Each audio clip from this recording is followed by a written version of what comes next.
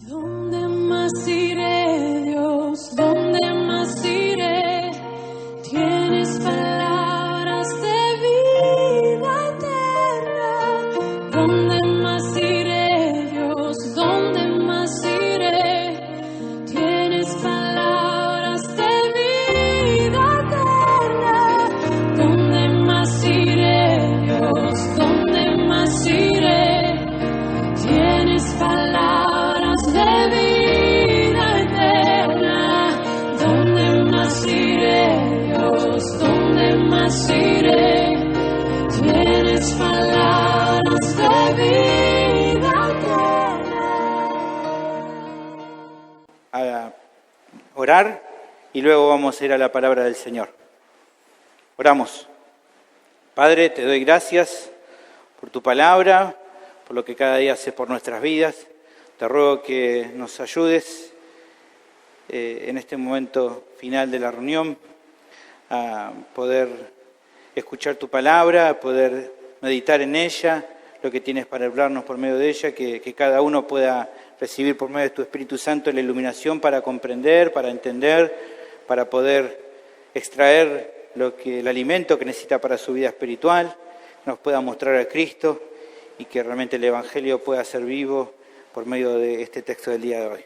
Ayúdanos en todo esto, guíanos, Señor, pidiendo todo esto en nombre de Jesucristo. Amén. El pasaje es Romanos capítulo 3, versículo 1 al 8. El título del sermón es La salvación por fe, una enseñanza que siempre será cuestionada.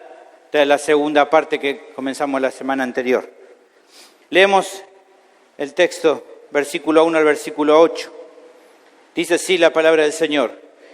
¿Qué ventaja tiene, pues, el judío? ¿O de qué aprovecha la circuncisión? Mucho, en todas maneras. Primero, ciertamente, que les ha sido confiada la palabra de Dios. Pues que, si alguno de ellos han sido incrédulos, ¿su incredulidad habrá hecho nula la fidelidad de Dios? De ninguna manera. Antes bien sea Dios veraz y todo hombre mentiroso, como está escrito, para que seas justificado en tus palabras y venzas cuando fueres juzgado. Gracias. Y si nuestra justicia hace resaltar la justicia de Dios, ¿qué diremos? ¿Será injusto Dios que da castigo? Hablo como hombre. En ninguna manera. De otro modo, ¿cómo juzgaría Dios al mundo? Pero si por mi mentira la verdad de Dios abundó para su gloria, ¿por qué aún soy juzgado como pecador? ¿Y por qué no decir como se nos calumnia y como algunos cuya condenación es justa afirman que nosotros decimos, hagamos males para que vengan bienes? Es muy probable, a veces si te ha pasado leer este pasaje en otro momento, o tal vez ahora cuando ves sobre lo que toca, sobre este tema, alguna persona puede tener la reacción de imaginarse o de reflexionar y decir, bueno, yo no creo tal vez que este tipo de temáticas tengan tanta relevancia hoy para los cristianos porque la lucha con el pensamiento de los fariseos de la época de Pablo ya no está. Ya no hay fariseos tal vez como los del Sanedrín, como los de aquella época, con los cuales pelear.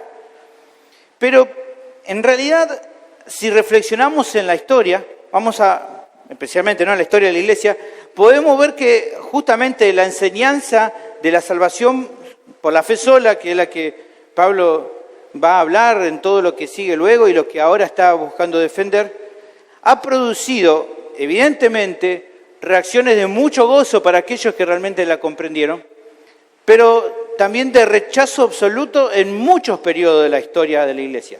Hubo muchos momentos donde ha sido perseguida esta verdad, donde ha sido atacada esta verdad. Para los creyentes realmente fue una liberación absoluta el conocer que no eran aceptados por méritos que no podían cumplir, sino por poner su confianza completa en los méritos de Cristo.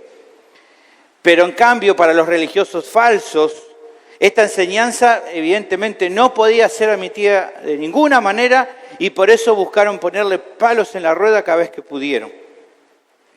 Pensando en el primer grupo, en aquellos que realmente recibieron con gozo y a entender esta verdad, que realmente le cambió la vida, poder ver realmente esto, lo puedo expresar y expresarlo en esta introducción, el testimonio de una persona que realmente fue muy influenciada por esta enseñanza. Y se escribió respecto a al testimonio de él cuando comprendió la salvación por fe. Y lo tiene usted escrito ahí, lo voy a leer, dice, este hombre dice lo siguiente, cuando entendió la salvación por fe sola, dice, vi la conexión entre la justicia de Dios y la afirmación de que el justo vivirá por su fe. Entonces comprendí que la justicia de Dios es la justicia por la cual, a través de la gracia y la gran misericordia de Dios, nos justifica por la fe. En aquel momento me sentí renacer y he pasado por el umbral al paraíso. Toda la Escritura adquirió un nuevo significado y donde antes la justicia de Dios me había llenado de odio, ahora se cambió en un amor mayor, inenarrablemente dulce. Este pasaje de Pablo se convirtió para mí en una puerta al cielo. Hablando de esta persona cuando realmente empezó a entender la doctrina de la salvación por fe por medio del libro de Romanos. Ahora, ¿quién dijo esto? Bastante conocido, la persona del reformador Martín Lutero. Martín luchaba y se angustiaba por no entender cómo Dios podía perdonar los pecados y a la vez él seguir siendo justo. Él veía a la justicia de Dios como un atributo por medio del cual él juzgaba a los pecadores, pero no como algo que ellos podían poseer, la justicia de Dios. Ahora, cuando él entendió la verdad de la salvación por medio de la fe, su vida cambió completamente. Y eso no solo quedó en él, sino produjo un giro en la historia de la iglesia, ya que muchas personas en su época fueron, pero terriblemente beneficiados con la enseñanza de él y del resto de los reformadores de aquella época. Y aunque todo esto es cierto, y usted lo tiene en la historia de la iglesia y los libros de historia, usted lo va a encontrar, la revolución que produjo la reforma, también en aquel tiempo empezaron los ataques contra esta enseñanza. Cuando justamente Lutero y otros hombres como él empezaron a esparcir esta doctrina sana en el mundo, el pontificado empezó a cuestionarlos, a perseguirlos y a quererlos callar. A partir de eso, el Concilio de Trento, que fue una convención de teólogos católicos muy famosa en aquella época que duró varios años, cuando terminó de deliberar, terminó definiendo de condenar las enseñanzas de Lutero y proclamó que eran herejías que no debían ser predicadas dentro del seno de la iglesia. No quisieron saber nada de escuchar la verdad. Y tal fue eso que se produjo el cisma, la división. Separaron de la iglesia oficial a cualquiera que abrazara las enseñanzas de la salvación solo por la fe. Directamente fue un ataque a esa enseñanza. Una de las resoluciones de este concilio, del Concilio de Trento, es la que determinó que la justificación es por medio de la fe, pero también por medio de las obras de obediencia. Eso fue algo que determinó el Concilio de Trento. Que para alcanzar la justificación se necesita una fe, pero también se necesitan obras de obediencia a la palabra de Dios, decían ellos. Evidentemente, esto nos tiene que llevar a pensar y a definir que de ningún modo el pasaje que estamos viendo tiene que ser considerado de poco valor para este tiempo. Porque evidentemente la lucha contra este tipo de doctrina no fue algo que quedó solamente para la época del apóstol Pablo o para la época cuando Pablo le escribía a los romanos. Debemos prestarle mucha atención a este pasaje y a estos pasajes, porque no solo presenta argumentos de defensa en contra de premisas falsas respecto a esta doctrina fundamental, sino que es una advertencia para todos los creyentes a defender la verdad a toda costa, incluso cuando esto provoque persecución y provoque dolor. Realmente todos estos pasajes nos tienen que animar. Esta advertencia nos tiene que animar a saber que vamos a sufrir, pero que tenemos que defender la verdad que nos ha sido dada por medio de la palabra de Dios. El tema del sermón es el mismo de la semana pasada. Un religioso falso rechaza la salvación solo por la fe y por lo tanto la cuestiona con premisas falsas. Cuestiona la enseñanza, el contenido de esta doctrina con premisas, con presuposiciones falsas. ¿Y cuáles son aquellas cosas que cuestiona? El pasaje presenta 4 premisas cerradas, de las cuales la semana pasada vimos 2 y hoy vamos a ver las 2 últimas. O sea que Vamos a ver a partir del versículo 5. Ya vimos el versículo 1 al 4 la semana pasada, en el cual vimos las dos premisas, y ahora vamos a ver la siguiente. La premisa que encontramos, errada que encontramos en el versículo 5 y 6, es que en la salvación por fe no se enseña que Dios sea injusto con los religiosos, sino que Él, Dios, no hace acepción de personas. Eso es lo que vamos a empezar a ver primeramente hoy. Pero antes, creo, de empezar a revisar la segunda parte, como dije, este sermón, creo conveniente hacer un pequeño repaso de las dos primeras premisas para refrescarnos y para aquellos que tal vez no estuvieron la semana pasada o no han escuchado la primera parte. La primera de estas premisas decía que esta doctrina, la doctrina de la salvación por la fe sola, enseñaba que todos los religiosos estaban perdidos y que era inútil cualquier tipo de actitud religiosa, versículo 1 y versículo 2. El apóstol aclaró que eso no era cierto, que él no estaba en contra de la buena religión que surgía como resultado de un cambio de vida verdadero, sino él lo que había estado enseñando y había estado apuntando era que ninguna religión, ningún acto religioso, ninguno que se identifique como religioso y ya, puede lograr por medio de eso alcanzar la salvación. Nadie se salva por medio de eso. Nadie se salva por medio de hacer cosas de religiosos. Nadie puede poner su confianza en que va a ser salvado porque hace cosas de religioso. Eso es lo que él está hablando. No está despreciando a todos los religiosos. La segunda de las premisas erradas era que se acusaba a que en esta doctrina se enseñaba que Dios terminaba siendo infiel con algunos que se identificaban como parte de su pueblo, versículo 3 y versículo 4. Y ante esa presuposición errada, él aclaraba dos cosas. Primero, que era absolutamente falso que el apóstol, él aclaraba que era falso que él pudiera decirle que Dios era infiel. De ninguna manera él podría enseñar eso. Él dice, aclara eso, de ninguna manera yo podría decir que Dios sea infiel. Y también lo que él predicaba era otra cosa diferente. ¿Cuál era? Que Dios fue fiel, pero que las personas le dan la espalda. Y que todo aquel que se volviera de su pecado hacia el Señor, de todo corazón y arrepentido y confiando en Él, iba a recibir la salvación. Pero que todos los que se perdían no era a causa de que Dios sea infiel, sino que esas personas a causa de su pecado, consecuencia de su pecado, se iban a perder en el infierno. No porque Dios sea infiel. Ahora bien, habiendo repasado esto, podemos avanzar con la siguiente premisa, que un religioso falso tal vez podría objetarle a la salvación por la fe sola. Dice nuestro pasaje, el versículo 5, usted puede seguir la lectura conmigo, tiene ahí también el bosquejo para seguirme, y dice, y si nuestra justicia hace resaltar la justicia de Dios, ¿qué vamos a decir? ¿Será injusto Dios que da castigo? Hablo como hombre. ¿Qué quiere decir esto? Tal vez tenemos que analizarlo con más tranquilidad porque si no a simple vista no nos damos cuenta cuál es el argumento acá. Y para poder entender creo que hace falta primero pensar en uno de los conceptos que se extrae de la doctrina de la salvación por fe.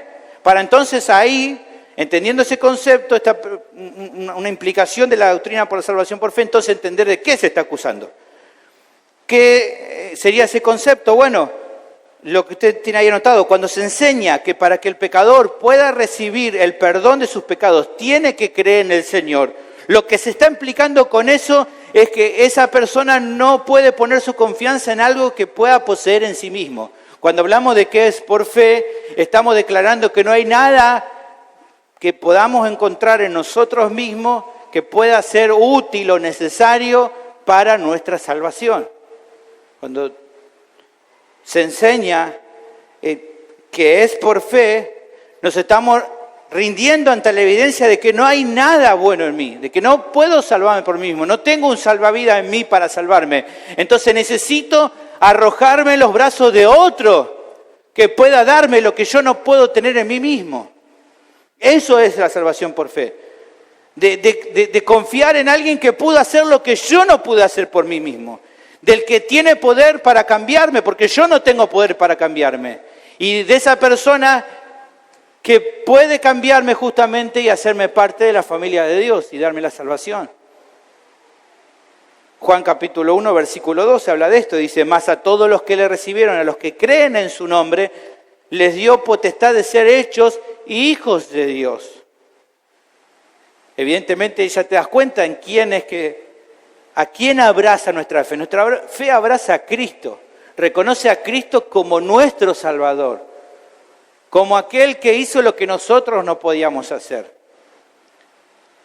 Pero la salvación por fe también refleja la bancarrota total y completa, espiritualmente hablando, del pecador. La salvación por fe implica eso. La necesidad completa de que alguien te tenga que redimir porque por vos mismo no podés lograr redimirte. No tenés el precio para poder pagar por tu libertad del pecado. No hay precio, no tenés, la deuda es muy grande, es imposible pagarla. Y por eso necesitas un redentor, alguien que pague ese precio. Y ese redentor, la Biblia nos dice que es uno solo. ¿Quién es? Jesucristo. En Gálatas capítulo 3, versículo 13 dice, Cristo nos redimió de la maldición de la ley, hecho por nosotros maldición, porque escrito está, maldito todo el que es colgado en un madero, para que en Cristo Jesús la bendición de Abraham alcanzase a los gentiles, a fin de que, ¿por qué? Por la fe recibiésemos la promesa del Espíritu. Entonces, pensando de que no tenemos nada para ofrecer, pensando de que no podemos confiar en nada en nosotros mismos, sino que necesitamos confiar en otro en nuestro lugar, entendemos que el único aporte que cada ser humano hace en el plan de salvación es el pecado que nos hace merecedor del infierno. No hay otra cosa que le podamos aportar. Porque incluso algo dice, bueno, pero yo puedo aportar que yo fui a la cruz. Sí, vos fuiste a la cruz. Pero eso ni siquiera es un mérito personal, porque fue simplemente un resultado del poder de Dios, de la obra de Dios actuando en tu propia vida. O sea que ni siquiera por haber llegado a los pies de la cruz y haber dejado ahí tu pecado, te podés glorificar o gloriar. En 2 Corintios capítulo 7, versículo 9, por ejemplo, se nos muestra esto. Ahora me gozo no porque has sido contristado, sino porque fuiste contristados para arrepentimiento, porque habéis sido contristados según Dios para que ninguna pérdida padeciese por nuestra parte. Aquí está declarando Pablo, atrás del arrepentimiento estuvo Dios obrando, Dios los estuvo conduciendo al arrepentimiento para que entonces ustedes recibieran el perdón de los pecados. ¿Cuál es el resultado de todo esto que te estoy diciendo? Una premisa que fue bien clara desde la época de Pablo y también muy clara en la época de los reformadores, que solo a Dios sea toda la gloria. Toda la gloria por nuestra salvación es para Él. Efesios capítulo 2, versículo 8, versículo 9 dice, porque por gracia habéis sido salvados por medio de la fe, y esto no de vosotros, es don de Dios, no es por obras para que nadie se lleve la gloria, sino solamente a Dios sea la gloria. Ahora, esta verdad es cierta para toda persona en cualquier parte del mundo y en cualquier parte de la historia. ¿Por qué? Porque la doctrina de la salvación por la fe revela la condición universal del ser humano, que es pecador y que necesita un Salvador, sea que esa persona se considere creyente o no se considere creyente. Ahora, entendiendo esta implicación de la salvación por fe, es que podemos intentar entender la acusación falsa, que podría leerse así, miren, como lo escribe acá. Lo que vos estás diciendo con tu enseñanza, Pablo, es que el ser judío no me pone en diferencia con el resto de los seres humanos en cuanto a la salvación, porque aparentemente, según vos, nuestra injusticia está a la par del resto. Ahora, si Dios no tiene un trato preferencial con los judíos, entonces, según tu doctrina, Dios es injusto, porque nos condena igual que a los demás, cuando supuestamente nosotros como judíos entendemos que somos un pueblo especial. Entonces, ¿cómo es? Si Él no va a considerar mi circuncisión como un aporte para mi salvación, ¿para qué me hace circuncidar? Si guardar los mandamientos no coopera a mi salvación, ¿para qué lo hago? Si el Señor mandó particularmente a los judíos a hacer eso y aún así nos condena, tu enseñanza de la salvación por fe revela que Él es injusto. Esa es la premisa falsa. Y era evidente que no es lo que el apóstol enseñaba. Él cuando en ese paréntesis que aparece, ¿no? Él está diciendo, hablo como hombre, está diciendo, evidentemente, si yo dijera algo como esto, si mi enseñanza tuviera este tipo de implicancia de que Dios es injusto, estaría hablando como un hombre, o sea, como un incrédulo, como alguien que no es espiritual. Esto es de hablo como hombre. Si yo dijera algo así, lo que ustedes, acuérdense que él está en una diatriba peleando, ¿no? En una discusión con un religioso falso, y él está diciendo a este religioso falso, si yo pensara algo así, hablaría como un mundano, hablaría como un incrédulo, no como un creyente verdadero. Ningún creyente, evidentemente, con conocimiento del Evangelio, podría pensar que Dios es injusto. Por eso él dice lo que sigue en el versículo siguiente, en el versículo 6, que dice, ante esa acusación, ¿qué dice él? Megenoito en griego, de ninguna manera, de ninguna manera. Aquí nuevamente pone un énfasis fuerte. Estudiaba el otro día y volví a repasar, es tremendo. Es la forma más enfática que puede haber en el griego para decir, nada que ver. Recontra nada que ver, ni en 1.000.000 de años yo podría enseñar o acaso insinuar que Dios es injusto con alguien. Eso es recontra imposible. Sáquense de la cabeza que yo pueda decir que Dios es injusto, porque nadie puede decir, así como decía la semana pasada, como Pablo decía, evidentemente nadie puede decir que Dios sea infiel, nadie puede decir que Dios sea injusto, y yo jamás diría algo así. Pablo quería de entrada dejar en claro que esta acusación era ilegítima porque algo así jamás podría salir de su boca. Evidentemente él conocía la palabra y la palabra nos asegura en uno y en muchos lugares que uno de los atributos de Dios que Él es como, Él es justo. Todos sus caminos son rectos. Todo lo que hace lo hace con rectitud, lo hace con justicia. Deuteronomio capítulo 32, versículo 4 dice, Él es la roca cuya obra es perfecta, todos sus caminos son rectitud. Dios de verdad, sin ninguna iniquidad en Él, es justo y recto. Entonces dice Pablo, ¿cómo van a pensar que yo voy a decir que Dios sea injusto? Lo que los religiosos falsos implicaban de la enseñanza de Pablo era algo que él no quería decir ni por asomo. Lo habían evidentemente sacado de contexto. Ahora, evidentemente dice, yo no soy injusto. Pero bueno, la duda queda es, si Dios realmente apartó a Israel para que sea su pueblo especial, ¿cómo es que entonces lo juzga igual que el resto de las naciones? Bueno, la respuesta la tenemos a continuación ahí en el texto del versículo 6. Dice, de otro modo, ¿cómo Dios juzgaría al mundo? Y esta es tal vez una de las bases una de las tantas bases fundamentales sobre cuál descansa la doctrina de la salvación por fe. ¿Cuál es esa base? Que la justicia propia de los religiosos, de los judíos, de quien se llame parte del pueblo de Dios, no es mejor que la del resto de las personas. Que no por llamarte religioso, no por llamarte judío, no por llamarte evangélico y pensar que por eso tenés una justicia propia, eso alcance para que Dios te perdone o te trate diferente a los demás.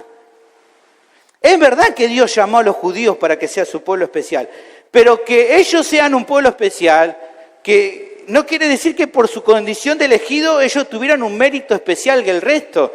No eran, por así decirlo, una zona VIP dentro del mundo. No era que ellos eran como por ser el pueblo de Dios, iban a tener un trato especial o que Dios lo iba a tratar diferente. Sino que evidentemente ellos, aunque eran el pueblo que Dios había escogido, como vimos en la anterior parte, en la primera parte, y Dios le había dado bendiciones, entre ellos tener la palabra de Dios, evidentemente ellos, como cualquier otra persona del mundo, para poder alcanzar la salvación, tenían que creer en el Señor y arrepentirse de sus pecados, como todo el resto. Ahora, lo que Pablo le enseñaba, y que estaba enseñando, no era algo novedoso. No es que los judíos se equivocaban por desconocimiento. No, ellos ya en el Antiguo Testamento, esta verdad era clara de que era por medio de la fe que las personas podían estar en buena relación con Dios. Ya en el Antiguo Testamento estaba claro.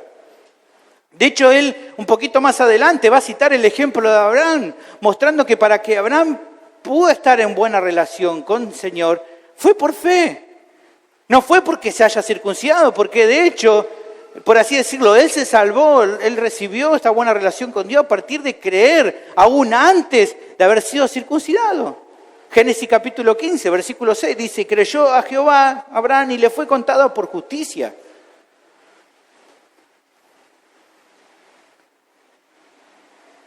Pero no solo este pasaje nos revela esta verdad. Por ejemplo, el profeta Isaías le remarca al pueblo de Israel que sin una relación de verdad con Dios por medio de la fe, las obras de justicia que ellos podrían hacer eran como trapos de inmundicia. Isaías 64 dice, si bien todos nosotros somos como sociedad y toda nuestra justicia como trapos de inmundicia y caímos todos nosotros como la hoja y nuestras maldades nos llevaron como viento, nadie hay que invoque tu nombre, que se despierte para apoyarse en ti, por lo cual escondiste de nosotros tu rostro y nos dejaste marchitar en poder de nuestras maldades. Le dice, si no tienen una relación conmigo, cualquier tipo de cosa buena que intenten hacer es como nada, no sirve de nada. Si no tienen una relación conmigo, si no tienen una relación leal, una relación basada en la fe. Otro caso para entender realmente esto, un caso que ilustra esto, es lo que le pasaba a los israelitas en el desierto. En un momento ellos murmuran, se quejan, entonces Dios los castiga y para salvarse de morir, no bastaba con ponerse las pilas, con decir, bueno, vamos a empezar a portarnos bien ahora. Ellos tenían que creer a Dios y obedecerle mirando a la serpiente de bronce que Dios le había dado. Números capítulo 21 habla de esto.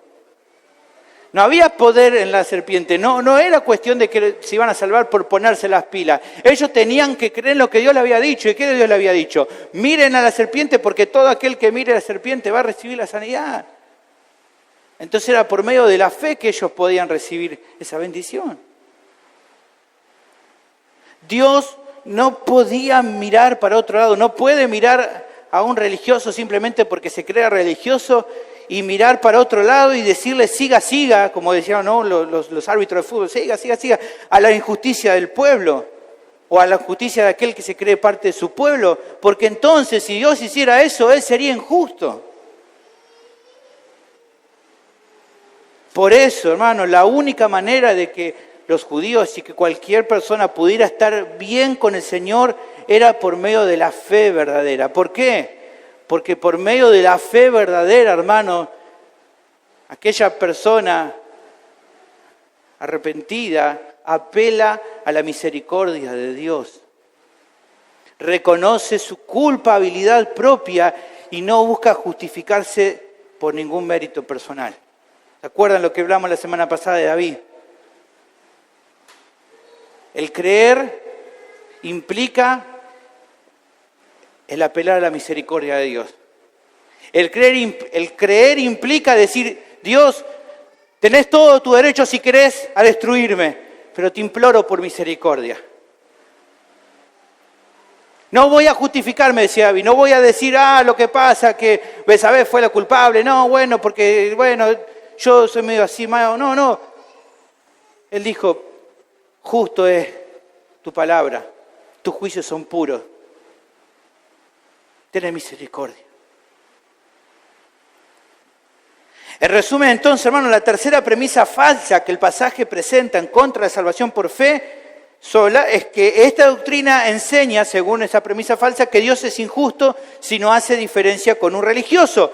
Pero el que ataca esta verdad, realmente lo que no quiere entender es que justamente es todo lo contrario. Aquel que dice de que según esa enseñanza Dios es injusto con los religiosos, lo que no entiende es que es todo lo contrario, porque Dios es justo, Él no hace acepción de persona en cuanto a su justicia. Capítulo 2, versículo 11 habla un poco de eso. De acuerdo a eso, Dios actúa con rectitud, condenando eternamente a los que le dan la espalda y provee de un sacrificio que sea un sustituto perfecto para los que escogió salvar. Y como resultado, y como aunque esa persona escogida merezcan igual que el resto de las personas la condenación eterna, provee un sacrificio para ellos. O sea, de manera que unos reciben el castigo que merecen y otros reciben gracia completa que no merecen, pero todos reciben justicia perfecta. Esto es lo que el Evangelio declara entonces abiertamente, que la salvación es por gracia, por medio de la fe. O como dice Romanos capítulo 4, versículo 16, por tanto es por fe para que sea por gracia. Porque si en la salvación el pecador pudiera aportar algo bueno, entonces la gracia no sería gracia. Como lo dice también Romanos capítulo 4, versículo 4 y 5, que ya lo vamos a ver más adelante. Pero al que obra no se le cuenta el salario como gracia, sino como deuda. Mas al que no obra, sino cree en aquel que justifica al impío, su fe le es contada por justicia. Pero hermanos, gloria al Señor. Porque es por medio de la fe que el pecador se apropia de lo que sus propios méritos no le pueden jamás otorgar, que es una entrada amplia en los cielos por medio de la obra de Cristo. Lamentablemente, esta falsa premisa que estaba en los judíos y que luego volvió a surgir en la época de Martín Lutero y los reformadores, fue un detonante justamente que provocó el cisma dentro de la iglesia. Buscando información sobre lo que el Concilio de Trento decía, dice lo siguiente que noto ahí, lo traje textual. El Concilio de Trento declaró anatema al que dijere que el pecador se justifica solo por fe, dando a entender con eso que no se requiera de otra cosa que coopere para conseguir la gracia de la justificación. Eso dice directamente. Así, textual. Y da sus argumentos, ¿no? Obviamente, totalmente errado. Ahora, quedó solamente en esto de decir, bueno, pero es un tema de tecnicismo. El problema es que no quedó solamente esto. El Concilio de Trento, a partir de defender o de atacar esta verdad tan clara en la Escritura, también impulsó otros dogmas cerrados.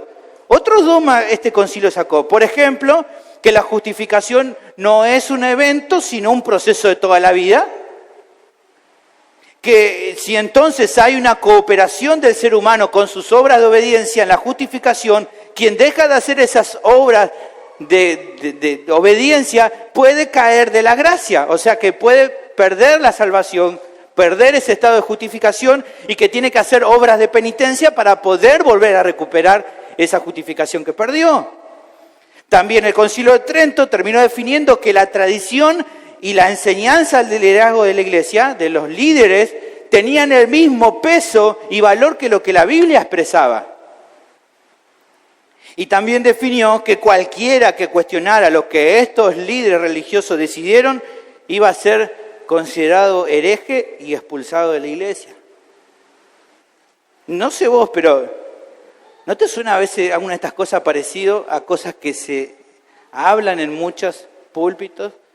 A actitudes que se toman a veces en algunas iglesias evangélicas. No sé vos, pero yo cuando lo leía me asombraba y digo, lamentablemente la iglesia evangélica de este tiempo ha sido infectada por el error del Concilio de Trento y de toda la teología católico-romana. La teología católico-romana ha infectado a la iglesia evangélica y por eso la ha llevado al estado en el que está. Pero la realidad, hermano, es que este pensamiento errado no solo acompaña a muchos evangélicos en la actualidad, sino que afecta a gran parte de la sociedad. Porque aún muchas personas, por ahí que no dicen yo soy evangélico, soy católico, sino que se definen o piensan sencillamente de que existe el cielo, aunque no se identifiquen completamente con una religión. Cuando le preguntaba, bueno, si existe un cielo, ¿vos pensás que va a ir al cielo? Dicen, sí. ¿Por qué? ¿Por qué pensás que van al cielo? Y bueno, ¿qué te dicen enseguida? Y bueno, porque yo hago buenas cosas. ¿Qué dicen? No, yo creo que hice cosas buenas y que no soy tan malo como los demás. Entonces yo voy a ir al cielo. Esa es la conclusión de las personas hoy. Que para ellos si Dios o cualquier otro ser en realidad supremo que hay, si no los dejara entrar en el cielo sería injusto, porque ellos son buenos y hacen las cosas bien. Ese es el pensamiento que tienen las personas hoy. ¿Por qué? Porque no soy tan malvado como mi vecino. No soy tan malvado como los asesinos violadores. Yo me porto bien, entonces tengo que entrar al cielo. Eso está en la mente de las personas hoy. Pero tal vez hay alguien que hoy me escucha que está pensando algo parecido. Tal vez no es así, pero tal vez dice, por ejemplo, aunque yo no veo un cambio real en mi vida, no creo que a mí me toque la condenación. Porque yo no hago todas las cosas que el mundo hace. Voy a decir, yo no hago las cosas que el mundo hace. Yo a veces más, a veces menos, voy a la iglesia. Me invitan, voy. A veces cuando estoy triste, leo la Biblia también. Tengo ahí marcado, ¿no?, el versículo para cuando estoy triste y lo leo. Yo comparto en las redes sociales versículos, los estados de WhatsApp, en el Facebook, pongo versículos, pongo frases lindas. Le digo a la gente que crea en Dios, que busque de Dios. Yo aunque no note aunque yo noto que no soy un discípulo comprometido del Señor, yo creo en Dios. Yo sé que pronto voy a cambiar, me voy a poner las pilas y voy a estar mejor. Déjame decirte que esos cuestionamientos, esas dudas, no pueden ser solucionados con un deseo de cambiar nomás. Que vos pienses de que simplemente se trata de un deseo de ponerte las pilas, es como querer ponerle un revoque a una pared que está toda fisurada, no sirve para nada. La única solución para tu vida es la que vengo diciéndote hace un rato ya. Tenés que dejar de buscar en vos mismo y mirar a Cristo. Como el mismo Señor luego cita de lo que estábamos hablando de Moisés, él vuelve a citarlo y lo usa para él y dice, y como Moisés levantó la serpiente en el desierto, así es necesario que el Hijo del Hombre sea levantado para que todo aquel que en él cree no se pierda, mas tenga vida eterna. Y alguno dice, bueno, pero mirar, entonces no es que tengo que ponerme las pilas, no, es mirar es algo fácil. No pareciera requerir mucho esfuerzo mirar, pero sí demanda algo mirar. Dejar de mirar a vos mismo para mirar a Cristo demanda que reconozca tu bancarrota espiritual, que de una vez por todas diga, no puedo salvarme a mí mismo. No se trata ya de ponerme más la pila, no se trata de intentar ser buena persona, se trata de arrepentirme y creer en Jesús. Se trata de despojarte de toda autoconfianza y poner tu confianza solo en Jesús. Mi pregunta es, ¿qué vas a hacer al respecto?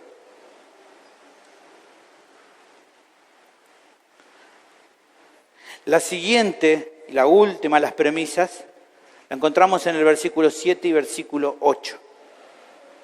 En la salvación por fe no se enseña que Dios les conceda a las personas que vivan como quieran.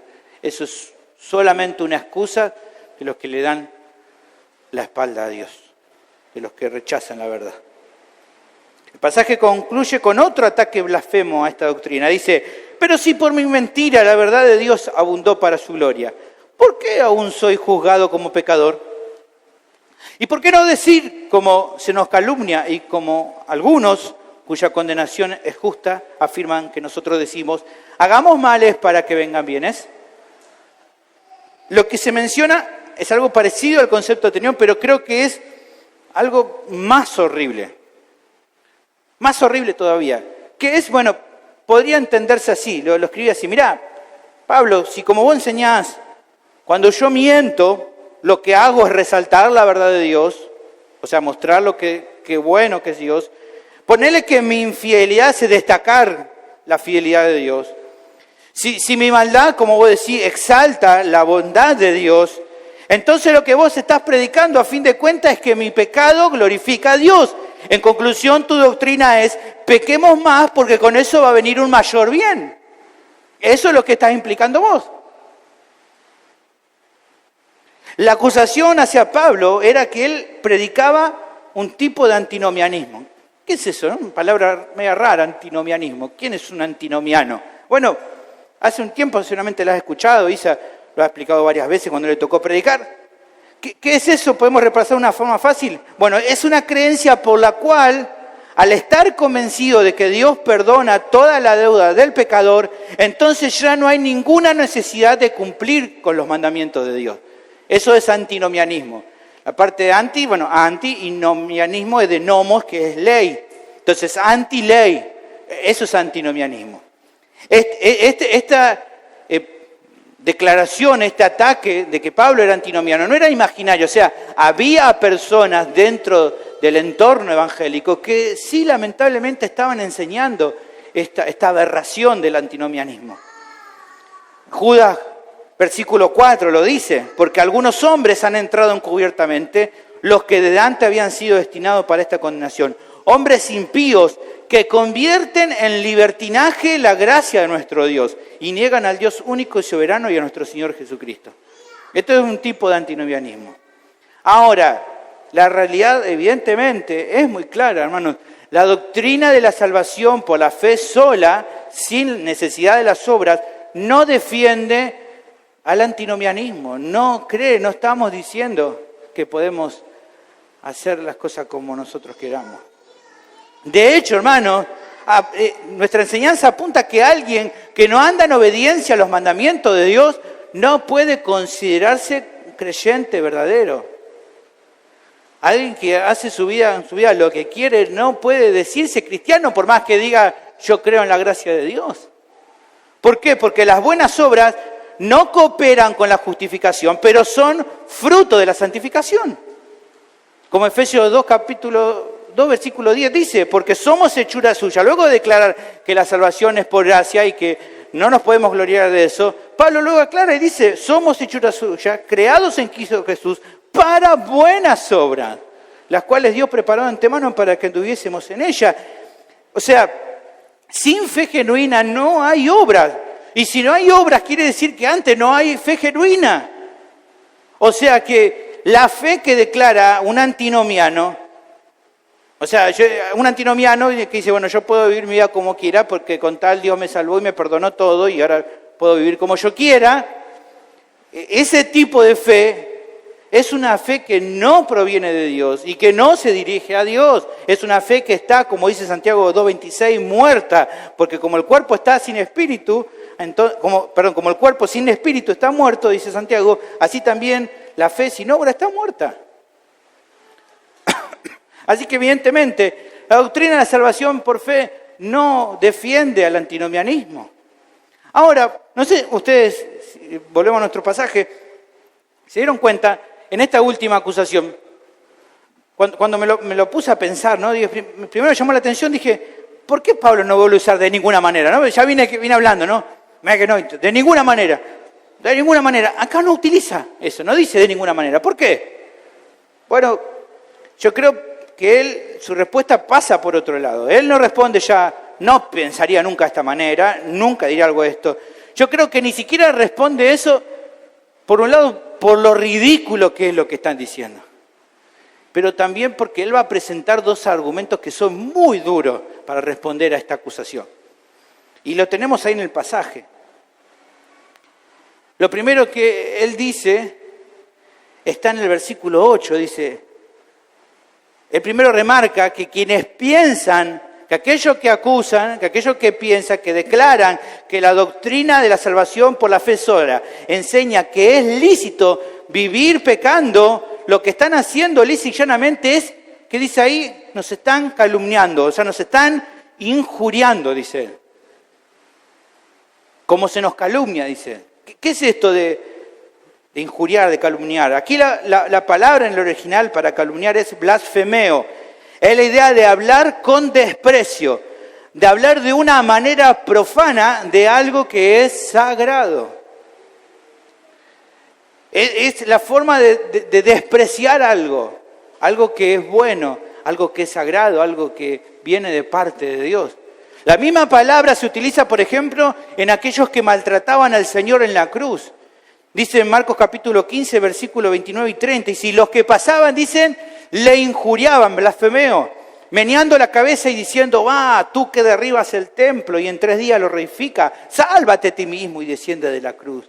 Estaban blasfemando contra lo que en ese momento estaba ocurriendo en la cruz, que era la salvación del mundo. Una cosa, este tipo de ataques es un acto totalmente agresivo, es digno de gente que no teme a Dios en lo absoluto. O sea, quien ve la doctrina de la salvación por la fe sola, una autorización para pecar libremente, es alguien que está tratando con desprecio una verdad bíblica y por lo tanto está tratando con desprecio a Dios mismo. Pero esto no queda acá. El siguiente argumento incluso es más duro. Tal vez Reina Valera lo deja en el medio y no se ve con toda claridad, pero fíjense que habla de la condición. Versículo 8, dice, como así algunos nos calumnian, dice, volvé vuelta a Reina Valera, porque tal vez no se ve todavía bien ahí, y después vamos a ver en NBI, pero dice, ¿y por qué no decir como se nos calumnia y como algunos? Y ahí habla de la condición, cuya condenación es justa. Esto es lo que quiero resaltar, porque es fuerte esto que está hablando. Y ahora sí, por favor, buscaron ahí NBI, gracias. Fíjense qué dice ahí, para entender. Así nos calumnian a algunos, asegurando que eso es lo que enseñamos. Fíjense lo que dice, pero bien merecido se tienen la condenación, esto que dicen eso. O sea, el apóstol no da vuelta, ¿no? Acá, como diríamos nosotros, corta la bocha, ¿no? Va directo. Y es bastante directo. Él está diciendo, ¿no? Los que injurian, acusando de que la salvación por gracia, por medio de la fe, autoriza a las personas a que pequen cuanto ellos quieran, están cargando sobre sus propias vidas una gran condenación ante esta blasfemia. Si estas personas no se arrepienten, el castigo va a ser muy duro porque están alterando el significado de una doctrina esencial de la Biblia. Quiero que me entiendas bien. Estuve pensando cómo explicarte esto. A ver, aunque en lo particular tengo una postura tomada, y la Iglesia también en su declaración doctrinal, respecto a que la fe genuina no es algo que el pecador aporte por naturaleza, sino que es un don de Dios que le otorga por gracia a los que Él salva. Sé que puede haber incluso creyentes, a veces en otras congregaciones creyentes genuinos, que piensen en cambio que la fe es algo que ellos aportan. Aunque no tengo la misma opinión, lo respeto y les digo, no estoy de acuerdo para nada en lo que ellos piensan. Pero no es lo que estoy apuntando acá. Lo que este pasaje presenta acá es algo diferente. Lo que este pasaje está diciendo es, si alguien nos calumnia que con esta doctrina que enseñamos estamos avalando a que los creyentes pequen, sí, ustedes enseñan eso, sí, ustedes dicen pequen con tal, no, la desgracia, así que pueden hacer lo que quieran, ustedes dicen salvo siempre salvo, entonces pueden pecar lo que quieran. Esa persona que está diciendo eso está injuriando contra la verdad de Dios y por lo tanto difícilmente puede ser considerado un creyente genuino, aunque se llame pastor, profeta, anciano, apóstol o quien sea. Quien diga tal cosa está blasfemando contra la verdad de Dios y no entiende algo esencial de nuestra fe. Si la palabra es clara con todo esto, hermano, no se puede afirmar entonces algo menor. Y va la aclaración, no me refiero con esto a aquella persona que tal vez por tener poco conocimiento de la Biblia, están pensando algo así, o porque tal vez no están capacitados suficientemente, ¿no? Teológicamente, como para entender esta doctrina con precisión. Sino que con esta verdad apunto, porque justamente esto es lo que el pasaje hace, a aquellos que abiertamente atacan esta doctrina desde la postura de no querer aceptarla, que tienen cierto conocimiento sobre lo que la Biblia dice, pero no quieren aceptarlo. Ya sea porque se aferran a su religiosidad, porque quieren seguir vanagloriarse en lo que hacen, o porque confían en su tradición y no quieren reflexionar con humildad en esta enseñanza. O sea, es alguien que realmente entiende y aún así no lo quiere aceptar.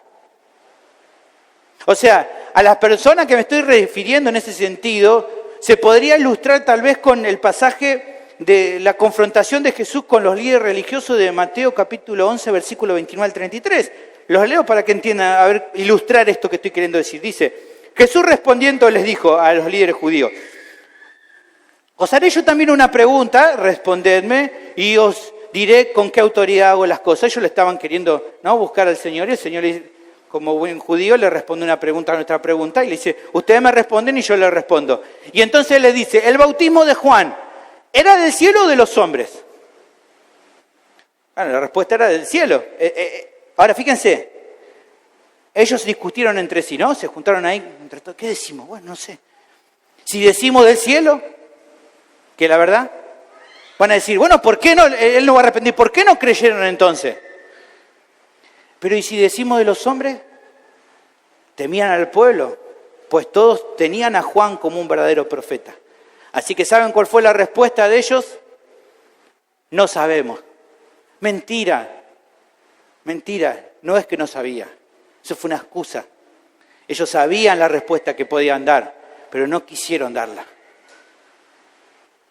Entonces Jesús le respondió y le dijo, tampoco voy a decir con qué autoridad estas cosas. O sea, a las personas que me refiero son aquellos que tienen una noción de lo que implica esta verdad y como no les gusta, ponen excusas para evadirla o para callarla. Esa es la realidad de las personas. Estos conceptos finales entonces dan el marco correcto a la última premisa de quienes acusan falsamente a la doctrina de salvación por fe. Para estas personas, los que enseñan esta doctrina, avalan a que las personas pequen con tranquilidad o que tomen con liviandad el pecado. Pero eso es solo una excusa de quienes quieren darle la espalda a la verdad y por lo tanto blasfeman contra ella. ¿Quién puede tomar y pensar eso respecto a esta doctrina? Bueno, evidentemente se me ocurren dos grandes grupos. Primero, los religiosos falsos. Aquellos que viven en un legalismo quieren injuriar esta doctrina, no quieren aceptar que no pueden aportar nada para su salvación y que tienen que reconocer su bancarrota espiritual. Pero también pueden aferrarse de esa idea errada los antinomianos, que toman la doctrina por la salvación por gracia y la corrompen para seguir disfrutando de su pecado. Ambas clases de personas deben volverse de su error para que la condenación sobre su vida no sea tremenda, hermano. Ahora dice, bueno, ¿es posible que alguna de estas personas se salve? Yo creo que sí. Si vemos el mismo caso, Pablo también está argumentando de esta manera tan clara, tan simple, de una manera súper común. ¿Por qué? Porque él era un fariseo. Porque seguramente alguna de estas premisas que él estaba presentando acá, seguramente que él mismo las creía antes. Pero Dios en su misericordia lo salvó. Entonces, si Dios puede salvar a un legalista, a un religioso como Pablo, puede salvar también en este tiempo a otros, antinomianos o legalistas. Dios puede hacer la obra. Por lo que entonces, hermano, debemos orar y enseñar la verdad bíblica, confiando que el Señor obre en las personas que están en estos extremos tan horribles. Ahora, contemplando, ¿no?, la historia de la iglesia, se puede, hermanos, ver que siempre esta doctrina fue agredida y fue injuriada, hermano. Ahora, es claro, y seguramente al ir sobrevolando te vas dando cuenta. ¿Y cuál es la realidad? Bueno, que si vos pensabas que ibas a quedar exento de luchar por defender la verdad, quiero decir que eso es prácticamente imposible. Tarde o temprano vas a tener que defender esta verdad y eso va a ocasionarte problemas. Tarde o temprano vas a ser cuestionado si hablas las cosas como son. Voy a decir, pero yo voy a decir las cosas con amor, la gente no lo va a tomar a mal. Mirá, podés decir las cosas con el mayor de los amores, pero si en algún momento te toca hablar y tenés que decir lo que la palabra de Dios dice, eso puede generar igual pelea, eso puede generar igual lucha, eso puede generar igual confrontación. Por más que sea el más amoroso para hablar.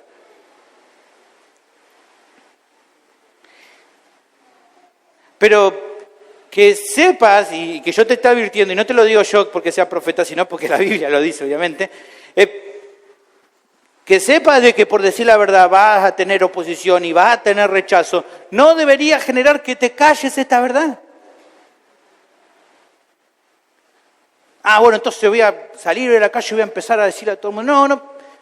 Es obvio que los creyentes no deben batallar aguerridamente todo el tiempo con todo el mundo y evidentemente no deberían batallar por doctrinas secundarias. En eso las diferencias pueden ser respetadas, pero en cuanto a esta clase de doctrinas que son tan importantes, si hay ocasión para hablar, bueno, la premisa es que tenés que hacerlo. Tenés que hablar. Si alguien te pide tu opinión, y voy a decir, bueno, pero si yo voy a pensar, me pide mi opinión, y yo sé que si hablo se va a armar, ¿no? Y decir, bueno, ¿qué vemos? Hay que hacerlo. No creo que sea sabio que te calles, que seas indiferente, cuando es una verdad esencial. Sino que la palabra de Dios nos manda a dar razón a nuestra esperanza a quien lo demande. A veces cuando alguien no te pide opinión, bueno, a veces es sabio no decirlo. A veces si podés igual hablar, si lo haces como mansedumbre podés. Pero si alguien te demanda razones de tu esperanza, la palabra dice 1 Pedro 3, 14, 15, más también si alguna cosa padecéis por causa de la justicia, bienaventurados sois. Por tanto, no os amedrentéis por temor de ellos, ni os conturbéis, sino santificad a Dios el Señor en vuestros corazones y estar siempre preparados para presentar defensa con mansedumbre y reverencia ante todo aquel que os demande razón de la esperanza que hay en vosotros. Dios te ayude entonces a cumplir con tu labor de hablar la verdad a quien está en el error, pero también a soportar con mansedumbre cuando tal vez vas a ser vituperado por causa de Cristo. Pero creo que también es muy importante, ¿no? En esto que estamos hablando, ¿no? Del antinomianismo, evidentemente no enseñamos, por medio de la doctrina de la salvación por fe, no enseñamos ni defendemos el antinomianismo. Pero eso no quiere decir que los creyentes no tengan que cuidarse del peligro del antinomianismo. ¿Por qué? Porque a veces hay momentos donde dejás de luchar contra el pecado.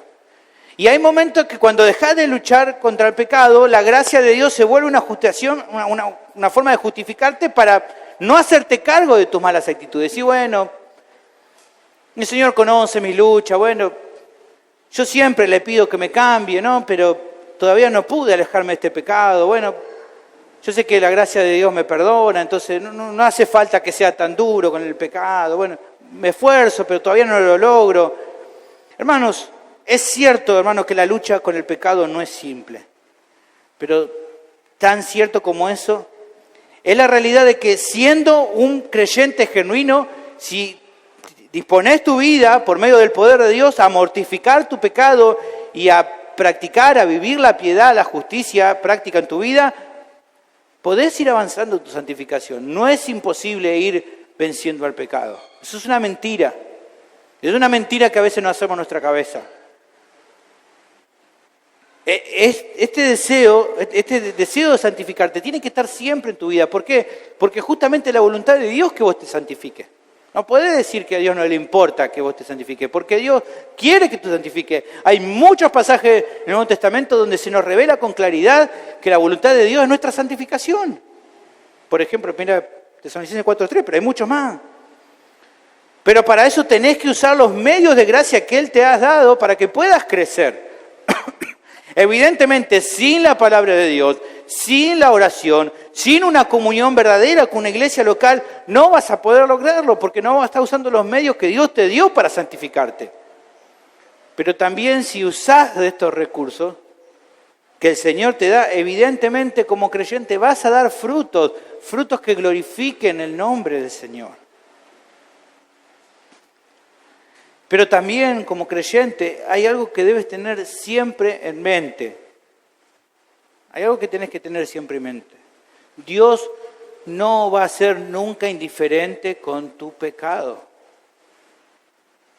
Más allá que en Cristo haya perdonado todo, cuando empezás a deslizarte y te empezás a autoengañar por el pecado, Dios no lo va a pasar por alto. No va a decir, bueno, no pasa nada. Él tiene misericordia de tu vida y cuando te arrepentís de acuerdo a la relación de pacto que tiene con vos, Él te perdona. Pero si te estás engañando, pensando que podés continuar en tu pecado sin problema, tené presente que Él te va a disciplinar. Él lo va a hacer porque te ama. Porque el Señor al que ama disciplina, como dice Hebreos 12, y azota a todo el que recibe por hijo. Si soportáis la disciplina, Dios os trata como a hijos, porque ¿qué hijo es aquel a quien el Padre no disciplina? Y aquellos ciertamente, hablando de los padres, por pocos días nos disciplinaban como a ellos les parecía, pero para lo que nos es provechoso, para que participemos de su santidad. Hermano, aunque tu salvación no esté en juego, las consecuencias por no abandonar tus malas actitudes pueden ser lamentables. Por eso te animo de la misma manera que el apóstol lo hace en Romanos capítulo 6, versículo 12 y luego versículo 13, que el pecado no reine más en tu vida. Y luego versículo 13 dice, ni tampoco presentes los miembros de tu cuerpo para pecar. No lo hagas más.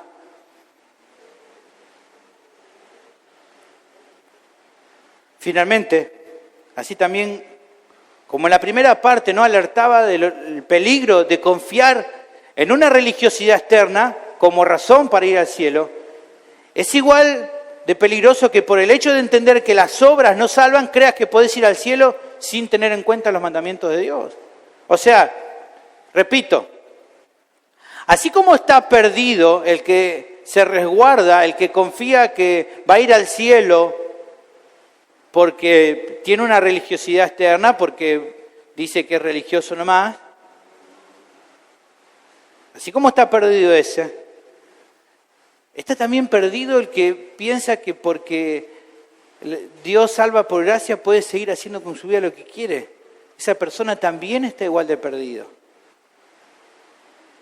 Y tal vez vos decís, bueno, pero yo no digo eso abiertamente. No, tal vez no lo digas abiertamente. Tal vez nadie a tu alrededor se dé cuenta qué es lo que estás haciendo con tu vida. Tal vez decís, bueno,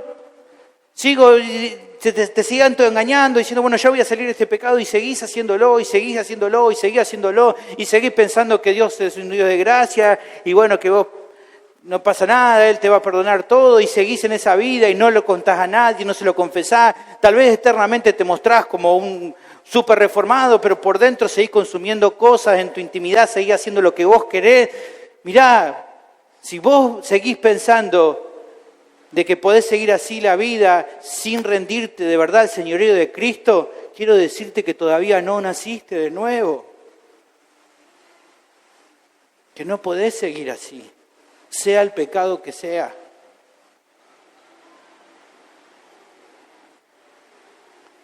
Si esa es tu condición, no hay razón para que tengas seguridad de que hayas nacido de nuevo. Tu fe está igual de muerta que la de un legalista. Date cuenta de que aunque engañes a todo a tu alrededor, a Dios no lo vas a poder engañar. Y que un día en la presencia de Dios, cuando Él te juzgue, todas las excusas que quizás pudiste tener en este tiempo delante de Él no te van a servir. Por eso te animo a que entiendas que hoy es el día de la salvación. Que hoy vengas a Cristo y que no esperes más. Padre.